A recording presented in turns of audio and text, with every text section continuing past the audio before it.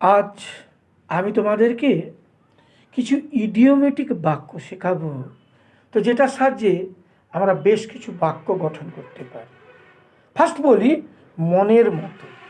এই মনের মতো ইংলিশটা হচ্ছে আফটার মাই হার্ট। যদি বলি তুমি আমার মনের মতো লোক, you are a man after my heart. সে আমার মনের মতো লোক, he is a man after my heart. তুমি আমার মনের মতো একজন, you are one after my heart, you are one after my heart. এবারে আসা যাক এখনই উপযুক্ত সময়। এই এখনই উপযুক্ত সময় বোঝাতে আমরা ব্যবহার করব বাক্যে ইট ইজ হাই টাইম। যদি বলি এখন ইংরেজি শেখার উপযুক্ত সময়, তখন আমরা কিভাবে বাক্যটাকে ব্যবহার করব? It is high time to learn English. যদি বলি যে এখন ক্রিকেট খেলার উপযুক্ত সময়, it is high time to play cricket.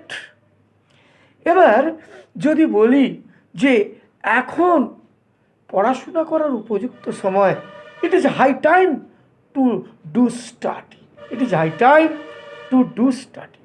এবার আসা যাক কোনো কিছুতে দক্ষ বা পারদর্শী বোঝাতে আমরা গুড অ্যাটকে ব্যবহার করব।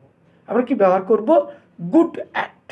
যদি বলি সে ক্রিকেট খেলায় পারদর্শী বা দক্ষ, তাহলে হি is good at playing cricket, he is good at playing cricket.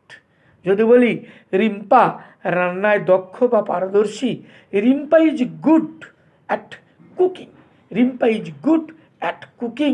যদি বলি লোকটি মাছ ধরায় দক্ষ বা পারদর্শী, তাই এখন কি অ্যান্সারটা বলবো? The man is good at catching fish. লোকটি ইংরেজি বলায় দক্ষ বা পারদর্শী। The man is good at speaking English. এই গুড অ্যাট দিয়ে আমরা আরও কিছু বাক্য বলতে পারি। যদি বলি সে ইংরেজিতে ভালো, he is good at English. সে ইংরেজিতে ভালো নয়, he is not good at English, he is not good at English. সে অঙ্কে ভালো, আমার ভাই অঙ্কে ভালো, তাহলে my brother is good at mathematics.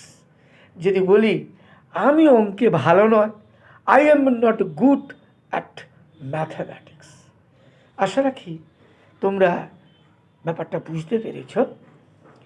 তো যদি কেউ বুঝতে না পারো তো আমার ফোন নাম্বার 9339699552, এই নাম্বারে ফোন করবে।